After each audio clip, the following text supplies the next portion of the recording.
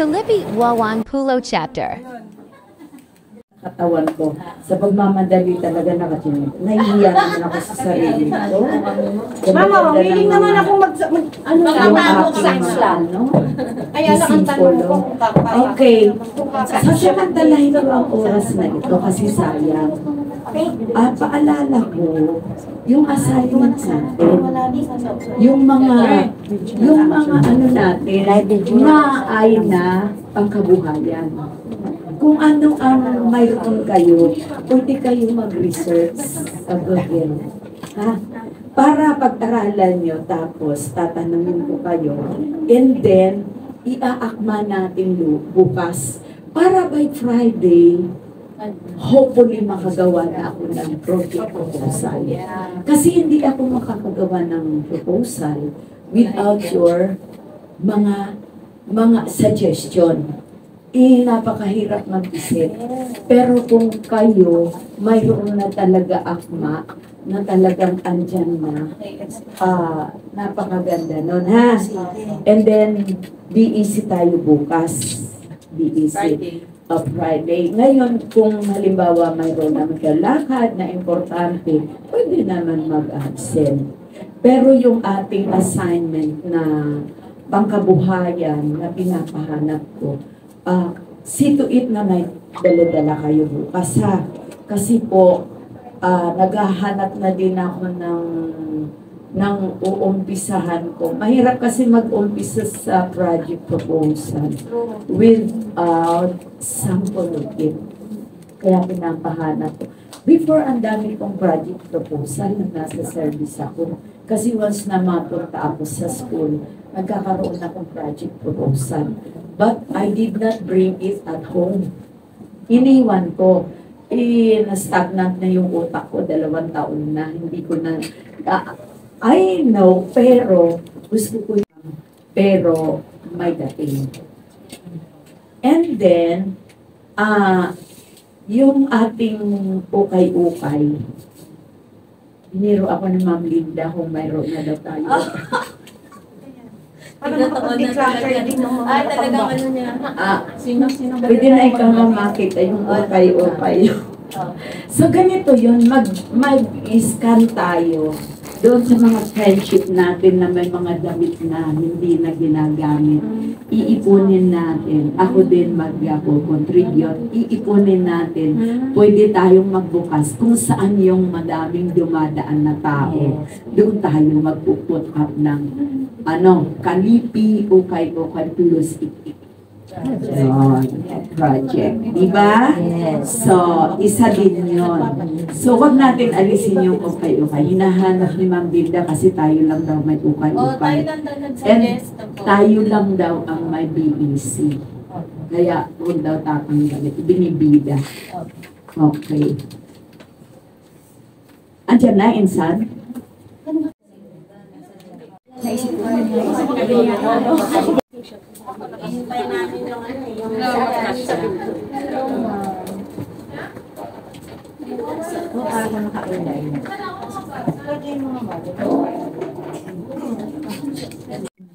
Good afternoon po sa lahat. Good afternoon po. Excited naman po kayo? Oo naman.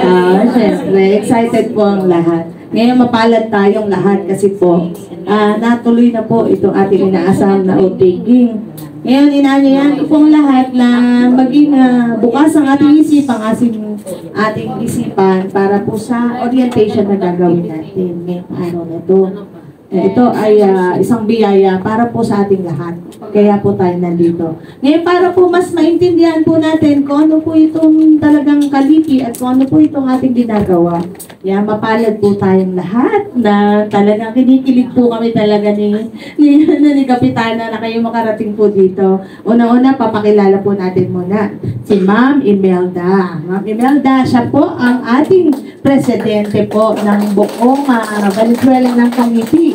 So, siya po ang nag-encourage din po sa atin para po talaga tayo ay mabuo. Salamat po, Ma'am Imelda, sa lahat ng suporta nyo na pinapakita sa amin at sa lahat ng pagsagot sa mga tanong po namin. Siyempre, at saka higit po sa lahat, tayo po ay napakamapalad talaga dahil sa hectic na schedule, ay nandito po talaga siya. Binigyan niya tayo ng pagkakataon para talaga tayo makilala, siyempre unang-una, at makita tayo kung paano tayo nagkakaisa dito. So magpasalamat tayo, at nandito po ang ating madam na si Linda Ignacio Santiago. Na siya po talaga napakasipag po sa CSWDO. Siya po talaga ang lagi namin nakakasama, lalo-lalo sa mga gawain ng mga kababaihan yan sa Bausi yan. Napakasipag po niya talaga. One time po, itong nakaraang araw, ewan ko, ilang barangay yata inikot. Nako, talagang lahat po talaga inikot po nila para makamusta. Kaya napakapalad po talaga natin. Sa totoo lang po. So, hindi ko na po patatagalin. Tayo po yung magsisimula na ating gawain ngayong araw. So, unang-una, magtampak muna tayo. Yan, kasi yan. Ganyan yung palakpak nangingiti talaga. So, para sa ating pagsisimula, tatawagan ko muna ang ating Gawad Floor, para sa ating Vice President po siya, syempre, ng ating samahan para manalangin para the opening prayer.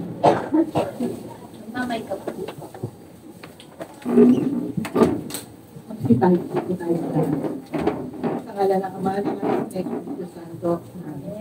Panginoon, marami pong salamat sa hapong ito, sa aming pagkakabuklod-buklod, sa aming mga pag-aaralan at sa pagkakaisa bilang mga kababaihan. Inihiling po namin ang magandang kalusugan ng bawat isa sa amin at sa aming mga matutuhan sa aming kalipi. Sana po'y maging matagumpay at maging maayos ang aming samahan.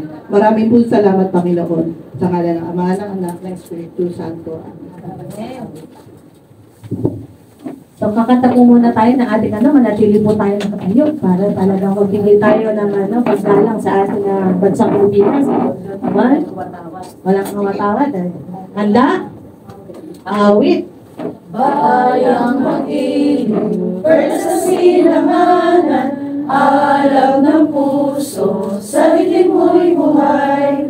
Lupang hinirang, guyang ka ng magiting, sa manlulupi, di ka pasisir. Sa dagat at bundok, sa simoy at sa langit mo'y buga, may dilagang tula at awit sa paglayang minamahal. Ang isa't ng matawad mo'y tagumpay na nagniningning, ang bituin at araw na kailang pa may magdidilim. Lupa ng araw ng buwan, ating pagsinta, buhay ay langit sa piling mo.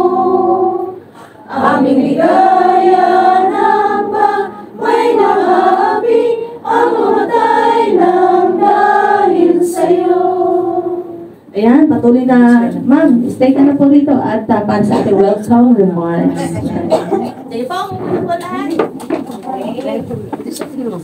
Init po namin tinatanggap, Ma'am Linda, Ma'am Melz, ang inyong pagdalo at higit sa lahat po sa mga members natin. Kasali po ako. Anawa po, hindi po ningas pugon ang ating samahan, kundi ito ay forever. Yun nga ang sinasabi ko lagi. Trainable ang ating pagsasama, ang ating mga pangarap. So, hindi ko na po pakahahabain dahil maraming gawain sila, ma'am. So, thank you very much. Palakpakan natin.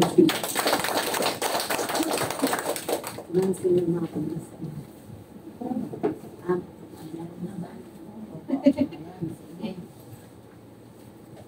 Pwede pong hindi na malakas boses ko. So, una kami po sa tanggapan ng kagalingang panlipunan at pagpapaunlad. CSWDO ay nagpapasalamat unang-una sa inyong punong barangay at syempre kay ma'am na ina ng barangay sapagkat napakabilis po para mag-convene tayo at magkasama-sama tayo ngayon. Kami po ay isang karangalan na kanya ay nandito ngayon na bagamat hapon, oras ng pagtulog, yung iba, no?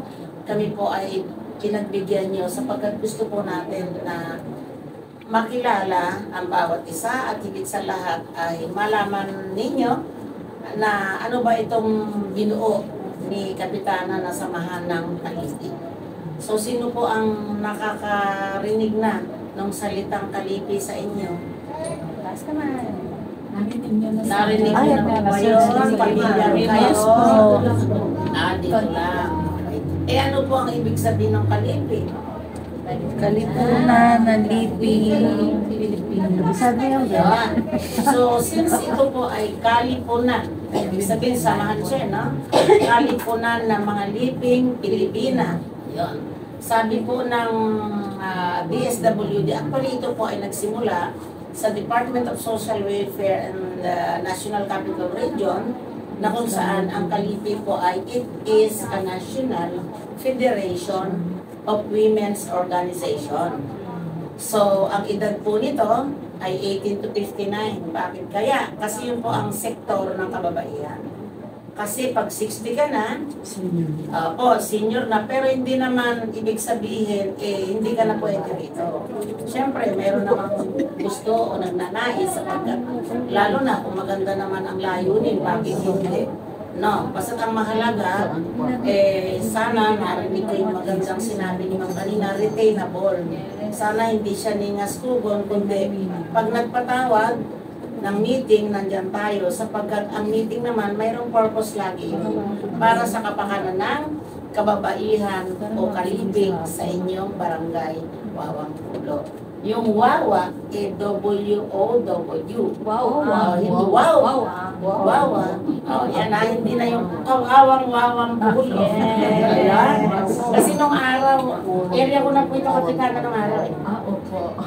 Ang Wawang Pulo area ko siya. Kaya nung araw, ay talagang baha dito. At hindi pa ito yung barangay nyo.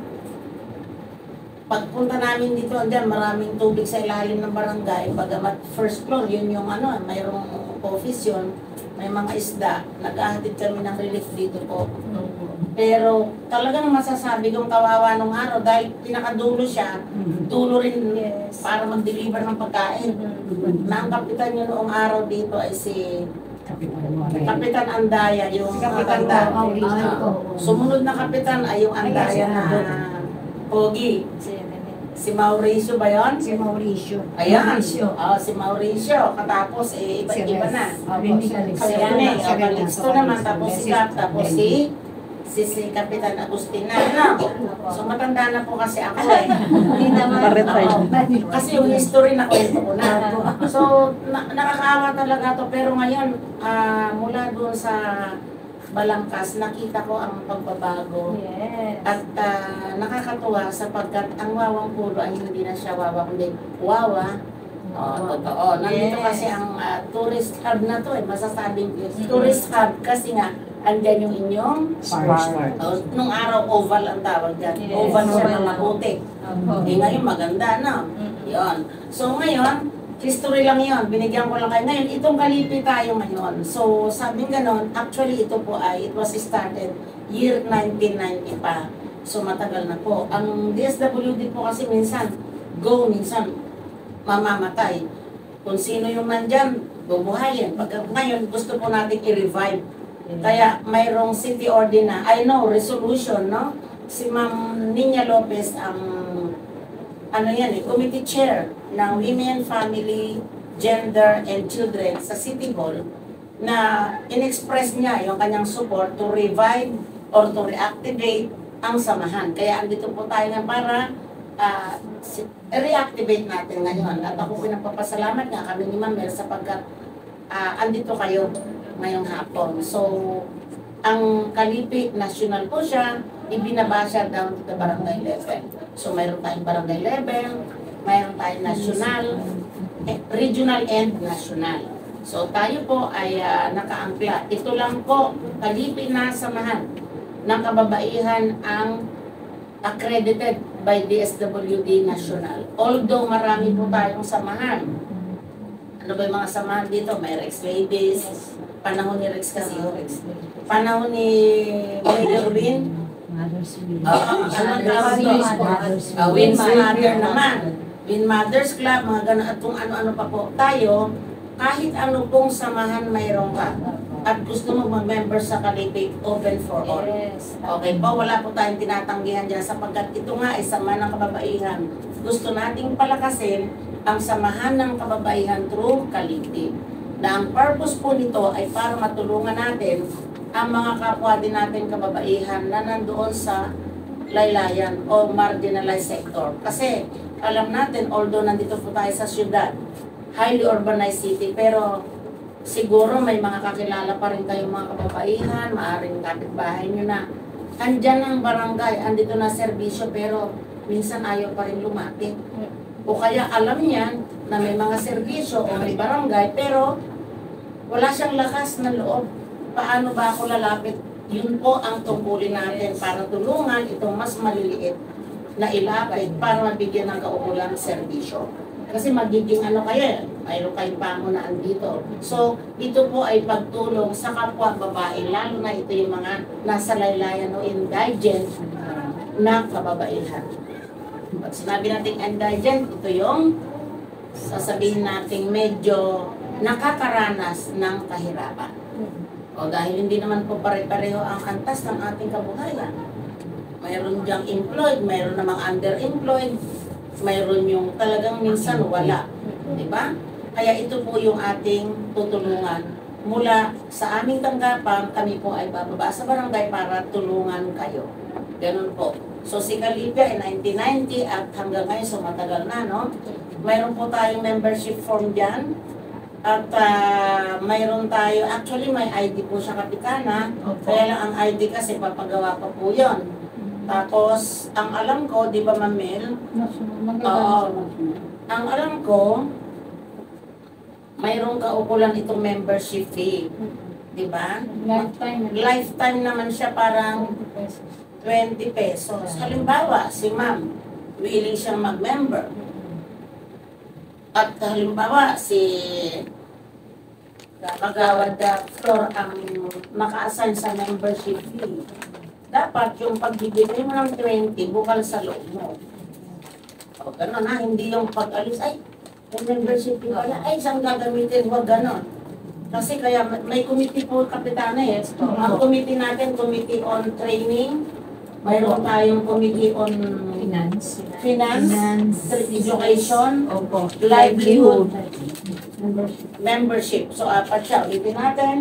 Training, Education and Training Committee, Committee on Finance, Committee on Livelihood, at saka yung membership po. O, halimbawa, nakaasan kayo. Halimbawa lang po, kay Kagawad Flor. O, ang mahalaga kasi yung willing